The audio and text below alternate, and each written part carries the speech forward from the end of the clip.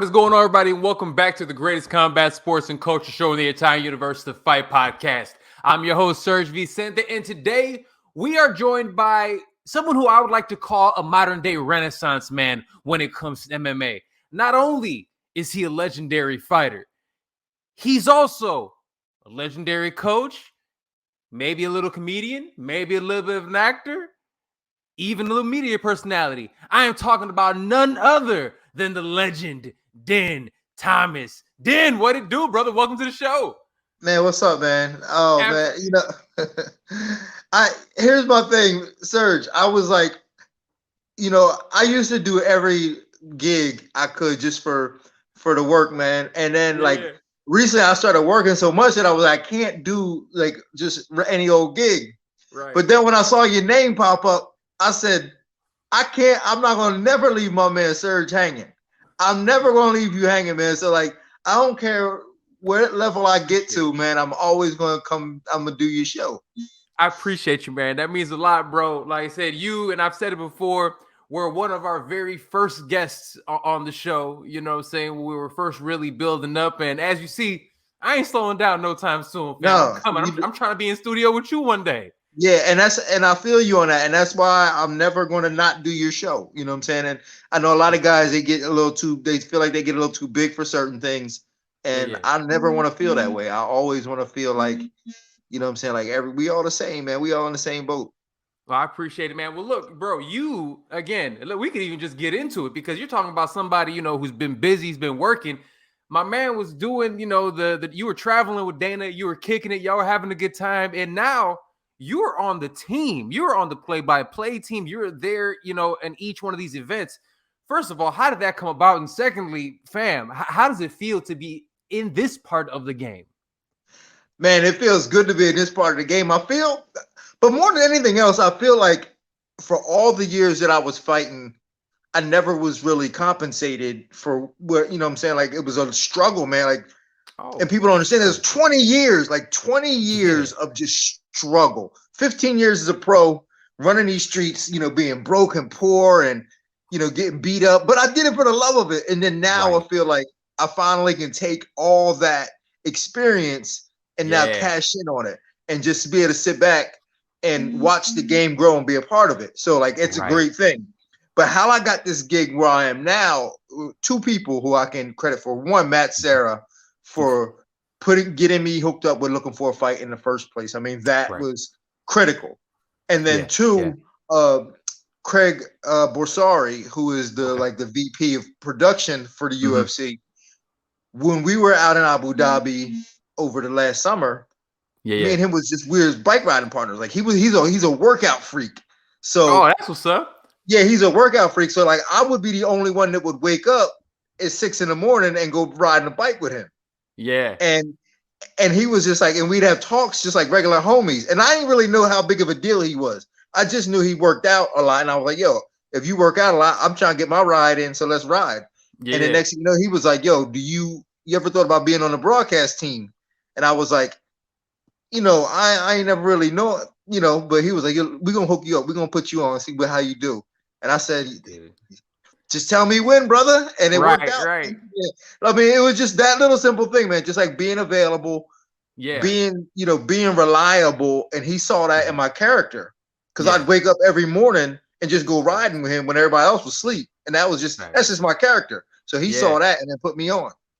Dude, it's great, man. And honestly, you bring something so dope to the broadcast because, the perspective, obviously, of somebody who's also been in there.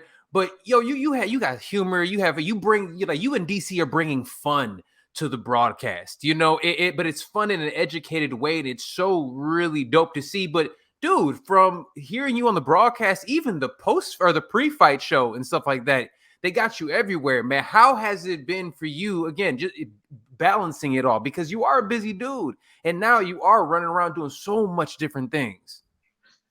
It's funny because and just the other day, and this resonated with me. I hope this story doesn't go too long, but I got to tell this story because I've been wanting to tell this story. I was sitting at the train station in Florida. I was taking a train in Florida, and there was a girl who just got off work, and she was talking on the phone, and she was like, oh yeah, I put in 40 hours this week. And Yeah. she was like, I'm trying to get another job, somebody who's going to give me at least another 20 hours. And I'm thinking, like, this girl is trying to work 60 hours for somebody else. And she may not even be that good at what she does. Right. And I said, if I could dedicate 60 hours towards my craft, I would be a week. I would be an absolute beast at what I do. You know what I'm saying? Like if I really analyzed what I'm doing and made sure that I was getting progress in what I'm doing, not just showing up and like just doing the mundane shit, but like showing up and really trying to progress and evolve and put that much time in. So like for me, that's what life is about. Like if I can invest in myself the same way people invest in jobs, like putting 40 hours a week, if I can do half of that, I would be an absolute beast. So like that's what I'm trying to do. So like when everybody says you're doing this job, you're doing that job, you're doing that job, to me, that's my 40 hours a week. You know what I'm saying? I'm trying to, and I can do more. I'm trying to get another 20 like the girl is, so it ain't nothing to me. And then when I'm not working, I'm still trying to practice. So I'm never going to give up and never going to quit. Love it. Dude, and honestly, for somebody like myself, I love hearing that because obviously I also come from like the martial arts background, but seeing somebody within this space and just talking about the preparation and doing what you're doing and on this side of the camera, it really does show. What is your preparation like each fight? Because you guys, I mean, you're talking to each one of these fighters, like how much film and shit are you watching a week and stuff to really prepare for these fights? It's hard. Like when I first got the gig, man, I was trying to watch as much as I could. Yeah. And then I realized that these cards fall apart so much that it's like so quick. you start watching so much, and then next thing you know, they're not even on the card. So I kind of have to be careful. And now what I do is I like the shows I know I'm going to work. I try to watch a little bit of everybody, so I have a basic idea. I take notes. I write notes down like way prior, and then when a show comes up, when I know it's legit and it's going to happen, then I put a little bit more time into it and then do some more work. But I mean, it's work, man. It's not easy, and part of that part of that work ethic I get from just watching John Anik. I mean, John Anik is an absolute monster. Absolute pro. He's a pro. Yeah. Pro's pro. Yeah. He's a pro's pro. And he don't hang out. He's always in his room studying and practicing and trying to get names right. And when people need names, they call John. So like the best at it, bro. Because I know I've sat here like even on my shows I was like, and whoever he is, he don't know me, so he ain't gonna be mad at me not saying his name. But next, but John got him. Yeah, John got him. And like, where you from? Where you from, Serge? I'm Chicago. You from Chicago. So like, you know what I'm saying? Like, it's hard for us to pick up some of these words, you know what I mean? Like it's hard for us to do these names. So like it's even harder for us, I believe. And so I don't know, Russian names, man. Yeah, like, bro. Like my mouth don't make them sounds, So I just try to do it the way John do it because John is very articulate, and he's like you said, he's a pro's pro, and he works really hard at his job. How have you felt how it really seems over the last few years the UFC has made a shift not only in just having it's quality, these athletes that are actually on the play-by-play call. Now you have yourself, you have obviously DC, you got all the Felder, you have all these guys that have been in there that are now kind of transitioning to the other side of the camera. What benefit do you think that really brings to the UFC in having that?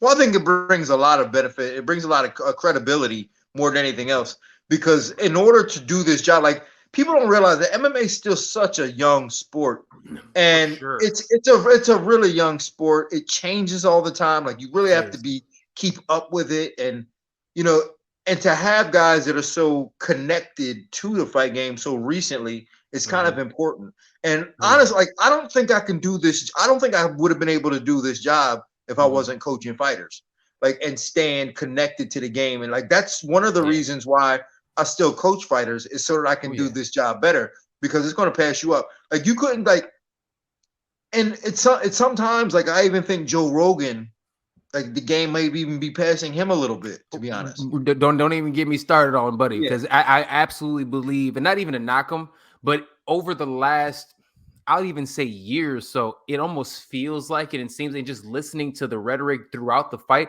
it's just like, oh, I don't know if you've been training the same way. You haven't been in there Yeah, because it's evolving so fast. he's got an older approach. Yeah. So when he's calling stuff and he's saying stuff, like he can call, like he does a lot of play-by-play calling. Like he's just, but like when in terms of like, yeah, but in terms of like the mentality that the fighters are having, sometimes I think he could be a little off because he's not as connected, he's not as recent. And it's important that we have guys like Paul Felder. And Paul Felder, you know, he's a thespian, so he's really good in terms of expressing himself. And he's really good. DC's just obviously a character, so he's very good at it. Michael Bisping, surprisingly, like I was so surprised that he's so good at it. And I don't know, I think the UFC has a great team of guys that really are really good at what they're doing. Absolutely, dude. Michael Bisping has truly blown me away over the last year or so, because he's truly turned into one of the best color play-by-play guys out there. And he's hilarious. His takes are great. He's hilarious. He's personable, but he also is extremely. And that's one thing I've noticed from all you guys. You guys are very fair to the fighters. Now, don't get it twisted. Sometimes they get a little pissy with y'all for keeping it a buck, but you guys are so fair. But they get mad. I know. That's kind of the hard part too. I was actually talking to DC about that this morning at breakfast, man. Like, because he's been having some pretty hot takes recently, and I'm like. The hot takes. Yeah, he's been having some pretty hot takes. And I'm like, dude, like it can get ugly, man, because these fighters, man, they're really sensitive and they take everything so personally.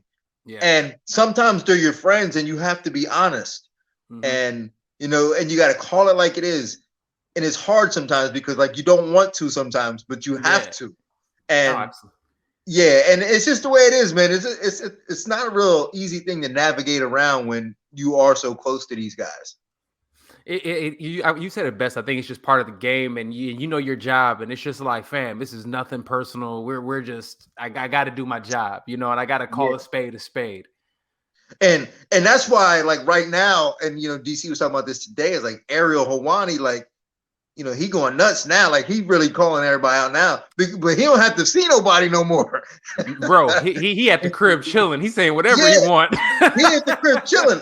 He don't work for the UFC no more. He don't gotta come to the show no more. So he don't gotta be out here. So and he getting paid and he stay at the crib so he can say what the hell he want.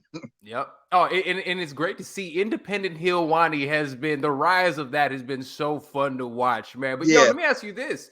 Because you, like you said, you are out here actively still coaching, and you have two fighters right now that are still, big-ish names that are really doing their thing. I'm talking about, obviously, we got Shorty Torres fighting next week in Brave, and then Jillian Roberts is coming out, in a must-win, but in one of the biggest fight cards of the year. How has it been really balancing that as a coach and helping your fighters at the exact same time, because they're fighting all over the world, they're doing all these things? Yeah, I mean, we just, they have to understand that, and they do now. I mean, we've kind of had those conversations that, at the end of the day, this is your career, and I think that, again, this is such a young sport and it's always evolving, but up until recently, and even still now in a lot of places, that old school mentality is that, it's the team owns the fighter. Right. And the coach owns the fighter. The fighter is privileged to be a part of this and they're happy. And I'm no, it's just actually the other way around. You pay me to do a job, and that's the way it works. So if you don't like what I'm doing, go somewhere else. Yeah. And if I can't provide what you want, you're free to go somewhere else and get it. A lot of teams aren't like that. A lot of teams are no, you're mine, all mine, mine, mine. I know I can't give you what you want, but loyalty. Right. Don't be a Creole. Don't be. And to me, that's wrong. Yeah. To me, that's wrong. So we have an understanding, and Jillian travels with me a lot. Shorty travels a lot, and they go places to get the work they need. But when they come back to me, it's all love. It's family. But I love that. Yeah. But if I can't provide for them, I'll find someone who can. And then they come back and it's all love. Yo, but it's so interesting that certain coaches are actually like that, because being a martial artist, because that's at the end of the day, that's what we are, right? We're all supposed to be martial artists. And then, that's the samurai Ronin mentality. I'm gonna go everywhere. I'm gonna get it in. So hearing people say, "Nah, you got to stay here," I feel like that's just so outdated in the way of thinking. You know what I mean? It is, man. But I mean, there are certain ways in which I understand it. Like for me, like as I'm getting older, the one thing I'm trying to do is always look at the other perspective. And I can see the other perspective, because the other perspective is that, a lot of coaches don't make a lot of money. So their currency is really the pride they have in training their fighters. So like, I understand that. That's their currency. That's the one thing they kind of hang their hat on. Is it like, I'm training this person, they're good, and so on and so forth. Yeah. But I can understand it from that term, but like at the end of the day, like you gotta be able to, you gotta do better. For me, like because it may be easier for me because I fought at such a high level for a long time that like I'm not trying to live vicariously through the fighters. And you had your own legacy. Yeah. So you're comfortable in your own skin. Yeah. I'm comfortable. I can look back in my career and go, I did that. I won that fight. I lost that fight. It's over. I'm comfortable. Right. A lot of coaches in the game didn't fight to the level that they wanted to, or just didn't achieve what they wanted. So they're living vicariously through their fighters. And when their fighters leave, they're thinking, oh man, these guys, they left me. But it's like, dude, like you got to let the fighters get one chance at this, man. Right. They get one chance. You got to let them have the best chance that they can have in order to be successful. And as a fighter, that window's small. It's not a big window, man.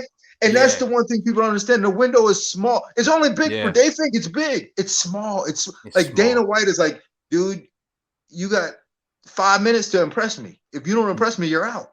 Yeah. That's it. They fighters understand it. The window is small. You got to get in, get what you can get, and hopefully you can stay in as long as you can, then get out. But it's small. But that's why it's so impressive when you get dudes out there like the Usmans that can go on these runs, 14 wins in a row, and doing those things like, and there are so many great, fights with those caliber guys coming up, which I'll talk to you about in a second. But bro, you in Dubai, we got a big pay-per-view. You out there, and before we get into 267, you were there in the middle of the pandemic when it was legit Fight Island. You were out there. What's the difference now in between Fight Island? Because I hear it's a little bit more chill than it was before. Yeah, I was here the first time I came. There was no restrictions, and then when I came again, it was fully locked down, and we were in the bubble. And I came here for a few times like that, where we were fully in the bubble. We couldn't go nowhere. I mean, it was kind of miserable. There was like you couldn't even leave the hotel. One of my stints here, so like it was tough. Now it's back open again.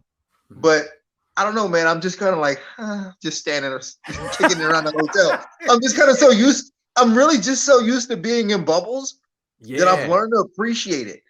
Even in Vegas, like when they had us stand at the Park Hotel for one of them shows, and I was like, oh my God, I want to go back to the bubble. Right. I just wanted to go back to the regular hotel where it was locked down and we couldn't go nowhere, and it was it was quiet. Right. I'm just an old man. It had, but and it's funny, man, because I was thinking about that. As a fighter going into it, limit the distractions. You keep me in one spot. Last week I'm just focused. We all here. I'm ready to go. It makes so much sense to me. And maybe I'm wild. Like I was loving those Vegas shows. I was loving when it was like you can hear the corners. You can hear everything. I loved it, man. I do too, man. I still do. I still think they should still do that. Like the big ones are the big ones. I think the big ones are the big ones, but still have this. You still got to have them shows at the apex. I love that environment. Yeah, I love that environment. And it's cool. I will say it's cool that now you get like a limited crowd. So it's like it gives it like a real old school, like almost like a legit Kuomintang type of feel. You know what I'm saying? It gives it that type of feel now, which I think is necessary in martial and MMA. I love that shit, man. It's all right, man. I tell you, it's a good thing. I mean, again, like you said, they allow a limited crowd, but when there was no crowd in there, man, it was so fucking cool. I miss that. I miss it. Yeah. I really do. I miss it. I'm like, man, this is so cool. Oh, man, I loved it. No, it was so dope, man. But look, this fight card is nuts. Literally 12 fights. I think everybody aside from Hamzat is actually ranked. And you never get fight cards like that, Just talking about, obviously, just a couple of like the main events. If the winner of Jan Blachowicz and Glover Teixeira, are they the best 205er in the world? Whoever wins this fight? In the world? Yes. Because Corey Anderson over on the other side is talking trash. Nemkov over there is talking trash. You got Jerry still running up. And I know. Let's not forget about Adesanya, who's like, yo, fam, like, give me let me eat a couple burgers and I'll be back. Yeah. I think there's a case to prove that they are the best. The winner of this can certainly say that they are. Yeah. If there's anybody who I think really has a chance to contest it, I think it'd be Jerry, and he'll have his opportunity next year. Yeah. But if Jan wins, like how can you deny these guys? I mean, these guys have, they've been kicking ass the last year or two. So I don't think they're on a 5-fight win streak. They're looking nasty doing it too. I mean, take nothing away from Corey Anderson. You can't take anything away from him. Who has a win against both guys? Yeah, so you can't really take nothing away from him. But I mean, he left.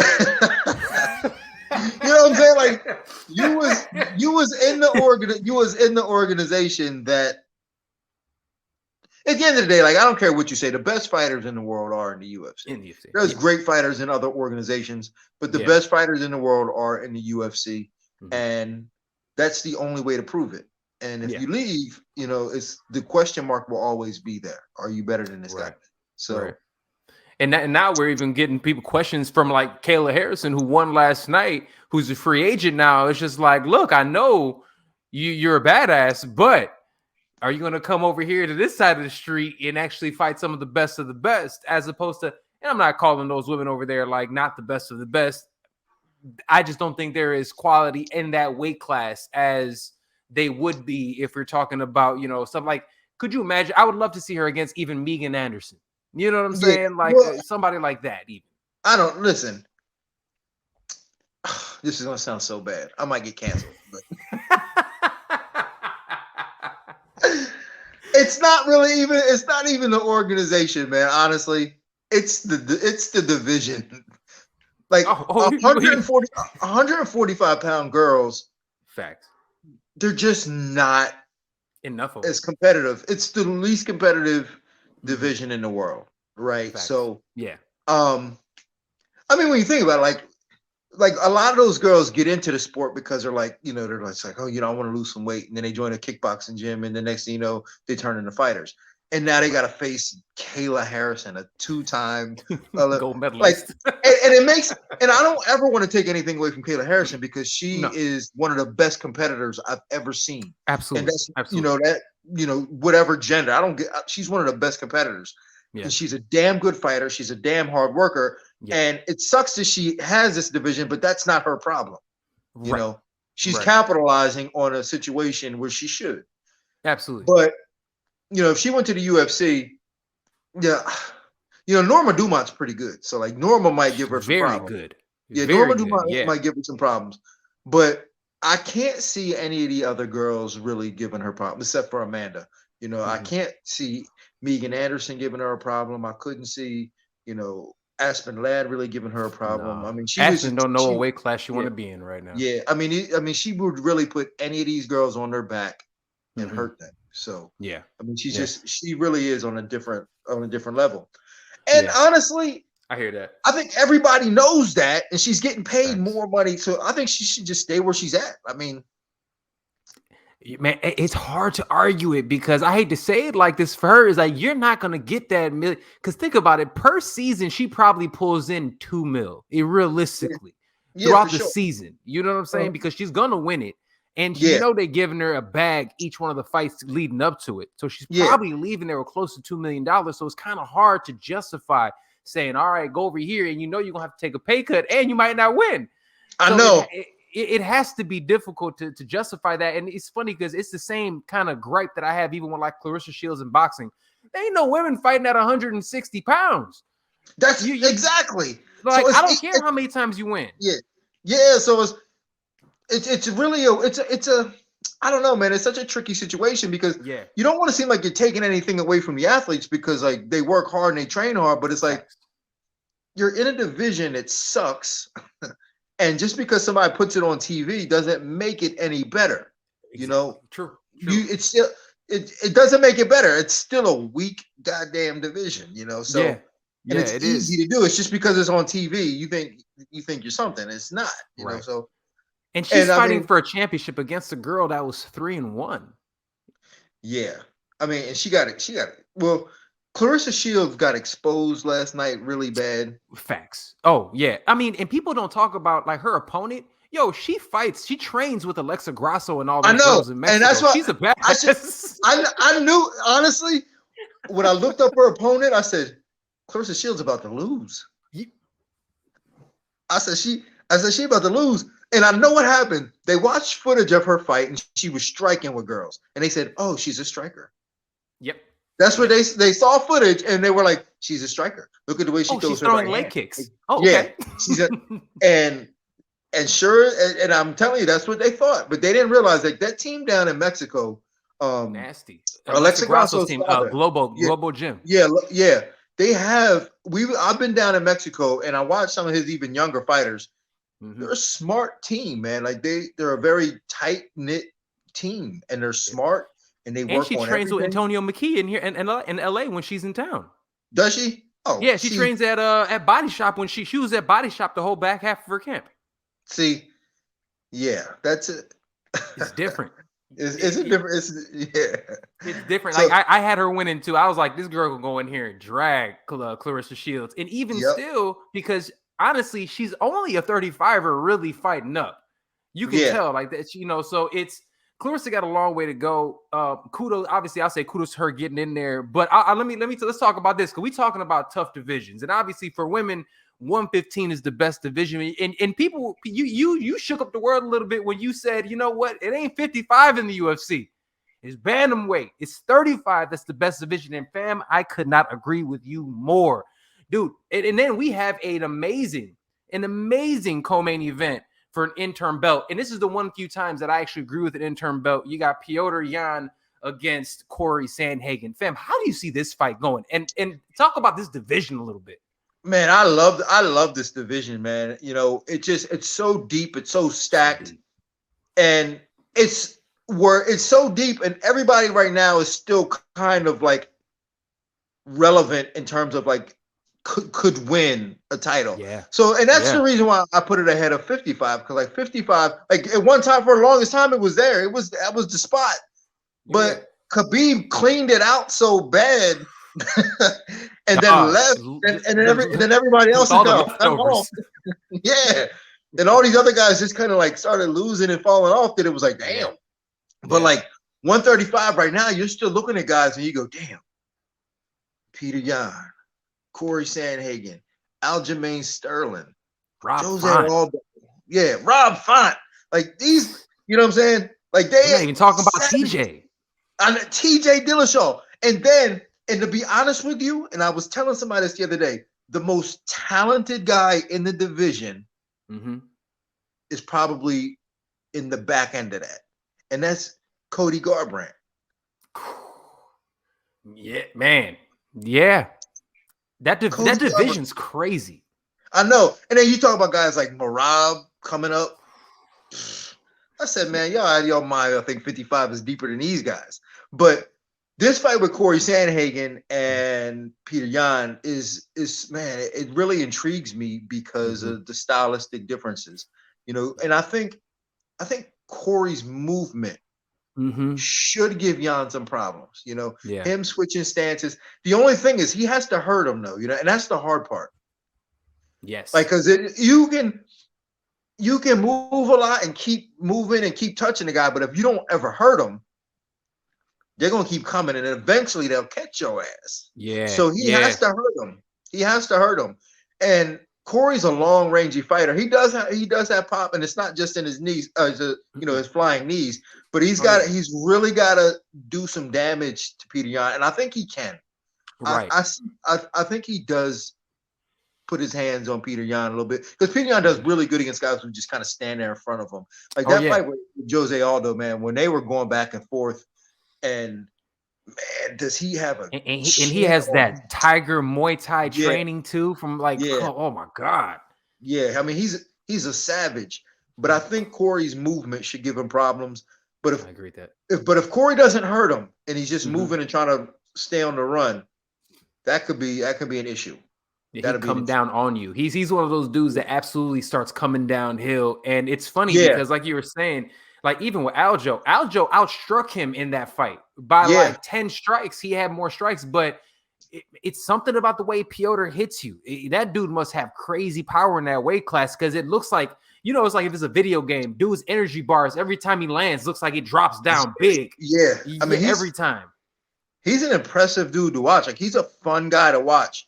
Yeah. And in fact, like, I always tell, like, a lot of it is what he does, man. I always tell people, hey, watch a guy like Petr Yan. Like, he's damn near perfect. You know, like the way he fights. Solid. Yeah, just technically, just always in the right position. Yeah. Clean, pat, get back in position.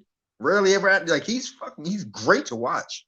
Oof, I love watching that dude. And let me ask you this about that division, because I think the elephant in the room is, me personally, I think people are not giving Aljamain Sterling enough credit. Online, I think he's taken a lot of shit from people. I think people are talking trash because obviously the fight didn't go as any champion would want, but I think people are trying to make it seem that he is like a scrub. Are people overlooking how good Aljamain Sterling actually is? Aljamain is one knee and one round away from being undefeated. You know what I'm saying? Or maybe 2 rounds from being undefeated. Like, because his 2 losses were, or he's got 3 losses, right? 2 of them were split decisions. Yep. Yeah, and then the Mirage fight, that knee that he ate. You know, so like, other than that, like, he's been like damn near perfect and just, you know, great. People are certainly overlooking that. And part of the reason why is MMA people are weird. Yeah, I've been doing this for a long time, man. And MMA people, it's kind of a good thing though sometimes, because it allows you to not be perfect. Yeah. Because they like, MMA people love a little bit of dysfunction. They love to see losers come back. They're like proud of you if you lose and be like, yeah, man, I fought on my shield. They like stuff like that. Yeah. They don't like when you make excuses. Nope. They don't like when they feel like you're trying to cheat to win. They just, it's a very like blue collar mentality where they're just like, man, just go in there with your bootstraps and give it all you got, and we're gonna love you. Yeah. And that's really kind of what it is. But when Aljamain went down, instead of being like, when he got the belt, instead of being like, yo, man, you know what? I'll take this belt, but I'm gonna put it on the shelf and I'm gonna fuck you up next time. Instead of doing that, he was trying to like make some excuses. And people look at me, I'm the champion now. yeah. And people were like, because people would have rolled with him. I think people would have got behind him if he went the other way and was like, yo, man, Petr Yan is an absolute savage. You know, he was kicking my butt. He fouled, so I'm gonna go ahead and take the belt, but we're gonna have to fight for this. You know what I'm saying? Let's do it again. But I think he went the wrong route. I think he went the wrong route because when the pendulum swung in that first direction where everybody was getting on his case, he swung it way back to the other side, and people were just like, screw you. And then they brought it, as opposed to just like kind of leveling off in the middle. Right. He really brought it back too far. I agree with that. He did started, you know, doing all of his IG and stuff. He was carrying the belt, laughing and dancing with it. Yeah, it probably wasn't a good look. And you're right. The MMA community has by far more trolls than any other community in the world. So you can't go out there like that. Well, it's just such a passionate sport, right? Like it's something that like everybody wants to identify with a fighter, so they get very passionate about fighters. So like and you control people without exposing your identity. So it's like really easy to troll people that you're, you know, when you're passionate about somebody. Seriously, no, it was great. Last fight I want to talk about on this card. Obviously, you got Khamzat and Li Jianliang. See, I'm getting my John Anik on. I got it written out phonetically next to me. Yeah, I do. Right, you got a Y in there, like a Li Yang. Crossing stuff out and make sure I got it. But that's an interesting fight because it's one of those that I feel like we really still don't know what we have in Khamzat, but Lee is a monster that just knocked out Ponzinibbio. Yeah, I know, but I don't think that's who Lee really is, though. I mean, Lee's good. Don't get me wrong, he's good. Yeah. But I think he caught Ponzinibbio slipping. Ponzinibbio is a battle-tested fighter who took a shot that wanted to recover from it and couldn't. And if Yeah. he did recover from it, would have put up a fight, you know. But I think he took that shot. Like Lee hit him hard, clean shot, and it just it's just one of them things. Like he scored a touchdown on him, and then then it was one of them things. Yeah. But And he Lee was just coming also off of a long injury. I think he was coming off of like 2 years off. he was, yeah. Yeah. But Lee is, and correct me if I'm wrong here, but he's also the guy that got shut out by Neil Magny. Yes. Yes. I mean, he got absolutely shut out by Neil Magny. Yeah. Neil dragged him. Yeah. Yeah, and it was Neil's greatest performance. Like after that fight, I was like, Neil should be ready for a title. Just the way he beat this guy. And I think a lot of it had to do with Neil's length, his size, and he just couldn't keep up. And Khamzat's not a small guy.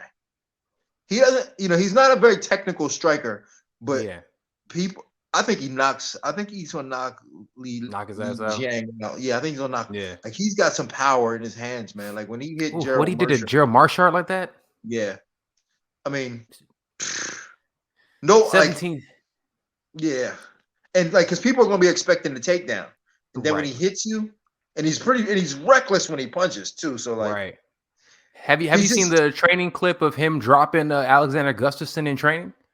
I didn't see that. But I believe, because he's out there. They got a clip of him dropping Gus. So when I saw him drop Gus, and the only thing I hear about Gus in the training room, obviously he's one of a legend of the sport, obviously.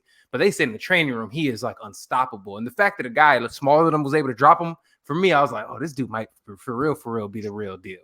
You're talking about that, man. Like he did his rounds in the gyms here in Vegas. Yeah, and people still talking about him. So. Yeah, Khamzat, man, he's a serious contender, man. I would not there's a reason why guys don't want to fight him. Put it that way. There's a reason why. And the only person who's like honest about it is Michael Chiesa. He's like, nah, I'm good. Michael Chiesa is another one that's one is at the top of his game, but great on the mic, man. He's great doing the analyst stuff. He's awesome. It's a lot of fun to work with too. A lot of fun to work with. Another dude on this card and this is the last fight I want to talk about on this card. Islam Makhachev versus Dan Hooker.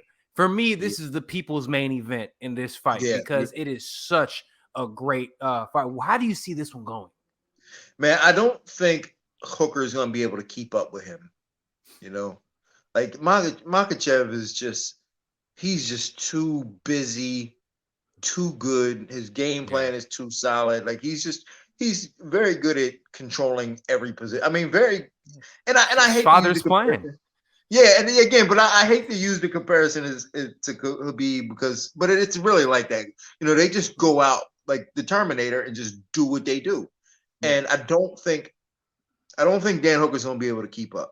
I think the one chance that he has are those knees up the middle that he sneaks up the middle that are pretty. He's really good at sneaking them knees up really high too. Yeah, he is. So if he could catch Makhachev with one of them, sneaking one of them knees, he could change the course of the fight, if not win. But other than that, man, like I don't see him. Man, I don't know. The only person I see that matches up well against Makhachev probably is the current champ. Dude, seriously, that's the only dude. I really believe that. I don't honestly I think Dustin has a hard time with him. I think Gaethje has a hard time with him. Chandler has a hard time with him. I think he's huge for the weight class, but not only that, like I see this fight being like, you remember when Khabib finally beat Edson Barbosa and all of us were like, oh shit, he's real. Yeah. Right? I can see this fight being that type of win where he just goes in there and just steamrolls him and is talking trash. I need the title shots. I'm sorry. Yeah. I can see it. It's possible, man. What he did to Drew Dober was crazy. The way he beat up Thiago Moises, who I know who's a fantastic prospect. He's a killer. Drew, shut him out. Moises is a legit killer. Yeah, and he's shutting these guys out. And again, he's another one. There's a reason why guys don't want to fight him. And it's not necessarily always money. It's just too much risk. Yeah. It's too much. They're like, I work too hard for my position. I don't want to give it up to this guy. Facts. Well, dude, this card itself is stacked. I love it, but there's so many. Like, it's an embarrassment of riches at the end of this year for us in the MMA world, even kind of boxing a little bit too. But what fights are you most looking forward to coming into the end of this year? Man, well, obviously New York, man. That card is nice. That I card. think that's it. I think that's it, really. Like I have Jillian Robinson fighting December 11th. Yep. But I think the New York card next week is really the event I'm looking for. Like I'm really looking for like Gaethje and Chandler is going to be great. Bananas. Yeah. Weili Zhang and Rose, that's going to be great. Like Weili Zhang got caught last time. So like to me that wasn't indicative of what would happen in a fight. But the crazy thing is that sometimes people just got your number and we don't know that yet. Like maybe Rose just has her number. So like absolutely. She might come out there kind of like she did with Joanna. Yeah, like I got your number. I struggle. I might have struggled with Jessica Andrade. I might have struggled with Andrade, but I got your number. Like that's how it happens sometimes. But Weili Zhang looks so good, and she's training with Henry Cejudo now. She looks so good in training. So I'm thinking, like, man, like to me, I'm really looking forward to that fight. But then obviously, like Usman and Colby, man, like, that's the race war begins. I'm not gonna lie, like I've said this time and time again. I'm not sure. Colby as a person, I can't stand what he represents. As a fighter, I got all the respect in the world for him. The dude is an absolute savage. And I think if anybody wants to take away from him as an athlete because of the person that he is, you're being foolish. He's an absolute killer. He's an absolute killer. Yeah. Colby can fight. There is no doubt about that. And I'm actually, he's, as you notice, man, since he started training with those guys at MMA Masters in Miami, he's calmed down a lot. Yeah. They're good guys.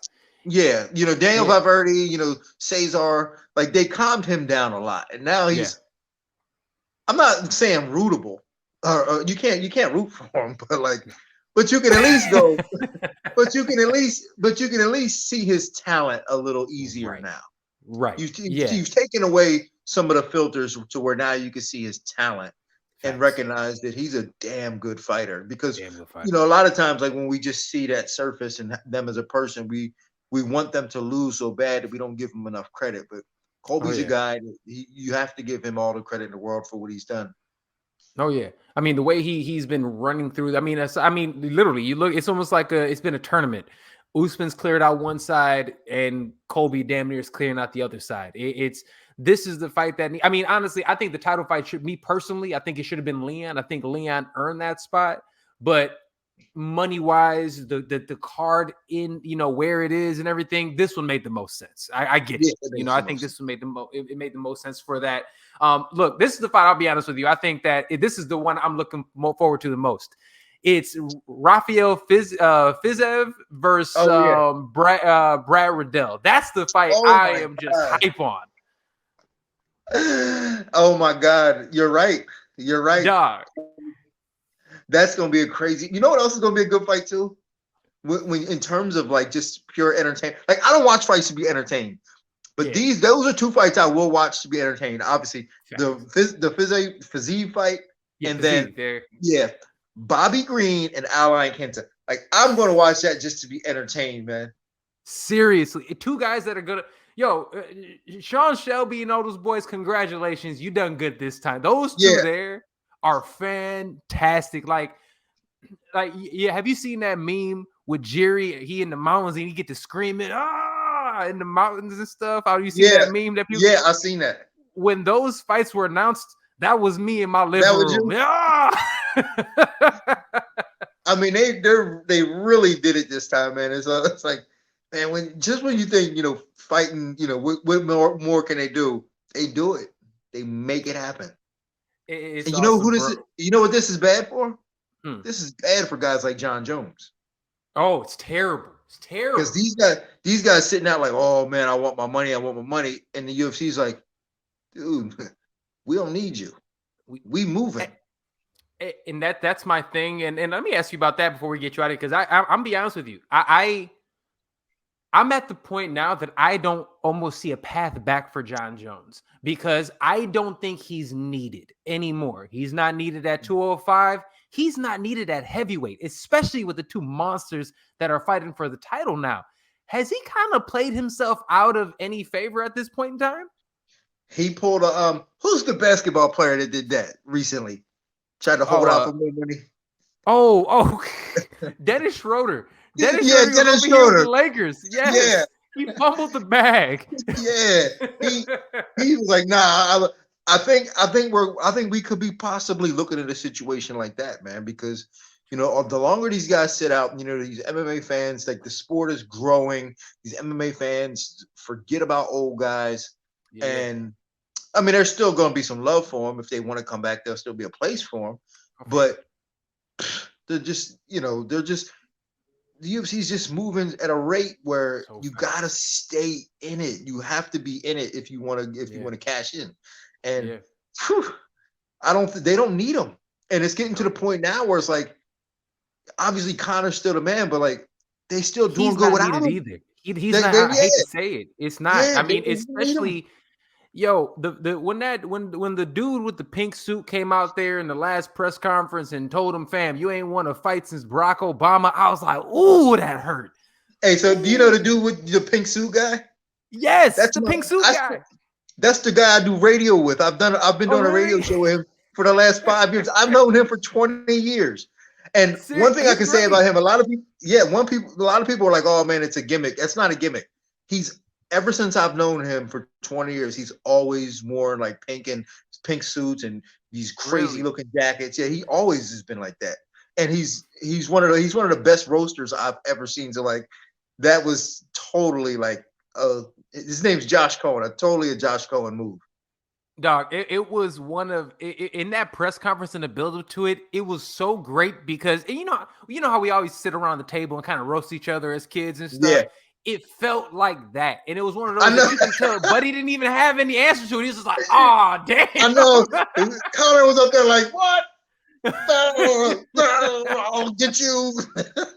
It's crazy, but I think you're right, man. I think the sport is in such a great place. Not just the sport, but the UFC specifically is such a great place that these stars of, and I hate to say it, these stars of old aren't necessary when you have Israel Adesanya running around whooping ass every 3 weeks. You know what I'm saying? You have all these champions that are going out there. I mean, 135, an embarrassment of riches. You have the Contender Series, which is bringing out amazing talent each and every, for 8 weeks in the summer. Man, the UFC's in a great place, bro. And for you, it has to be fun to be in there and watching it all. I feel like it's like good job security for all of us, actually, and I think even for you, man, like it's going to be to the point where opportunities are going to be opening up for everybody. Yeah. So just stick around. Just keep doing what you're doing. That's all. Just keep doing what you're doing, man. The opportunities are coming. Like Dana just told, like he's opening up another thing in Mexico. So like the whole thing is just getting bigger and bigger and bigger and bigger. And there's going to be opportunities for everybody. Just have your craft down. Just be prepared. Dude, I love that. And honestly, with that one, man, I think that's like a perfect time to put a bow on it, brother. Yo, thank you. My dude, I know you're out there, hustling out there in Dubai. You're enjoying the sun and the heat and everything. And you're about to enjoy this amazing card. Are you also going to be at the New York card next week? Yeah, I'm in New York as well. This dude is living the dream, boy. I'm moving, man. I'm making it happen, man. Like I'm from a small town. I want everybody to know that if you prepared and you ready, anybody can make it. It's not hard. Just be ready. Well, then, man, you, like I said, are a legend in the sport. I have always appreciated your time and your friendship, man. It means a lot to me, means the world to me, and much continued success, bro. Right, what else do they got? You got coming? You got anything coming up? I know you've been rocking with the comedy and everything else. Anything you got coming up? Yeah, so like we did that comedy show with Adam Hunter. That's gonna be coming out on Fight Pass soon. I'm not sure when they're gonna release that, but myself, Adam Hunter, Henry Cejudo, and Chael Sonnen did a comedy show. So it's, like the kings of comedy, Yeah, so, the fight version. So, I love it. The fight version. So I got that coming out soon. We're filming another episode of Looking for a Fight in 2 weeks. We'll be out in Denver in another 2 weeks. But then other than that, man, just keep checking. Just, I'm going to be on all the shows, every other show, whether on the desk or behind the commentators, giving them some insight. Y'all going to see me, man. I'm not going nowhere. Get used to this voice. Get used to this face. That's awesome. Well, I love it, brother. Well, look, much continued success. Keep killing it. And, thank you for your time today, bro. Thank you, man. Appreciate you. Absolutely. Absolutely. Ladies and gentlemen, the legendary Den Thomas. Thank you, sir. All right, guys. I was joined by the man, the myth, the legend, Den Thomas. That is episode 318 of the show. We went ahead there and actually, like I said, went over pretty much the good chunk of UFC 267. So happy to get his point of view on that one, man, and everything else. He is one of the best guys in the sport. And honestly, I cannot wait to watch these fights. And I can't wait to talk to him again. That was amazing. But thank you guys for listening. Remember, everybody who is watching the show, make sure you listen to the Fight Podcast everywhere podcasting is available. Apple, Google Play, Spotify, SoundCloud, Stitcher. Check us out at thefightpodcast.com. Listen, like, subscribe, and share. Please make sure you subscribe to this video, like it, and share it with your friends. All right, guys, I appreciate you. Love y'all. I'll talk to you next time right here on the Greatest Combat Sports and Culture Show, the entire universe of Fight Podcast. This is the episode 318. I'm your host, SERG VICENTE.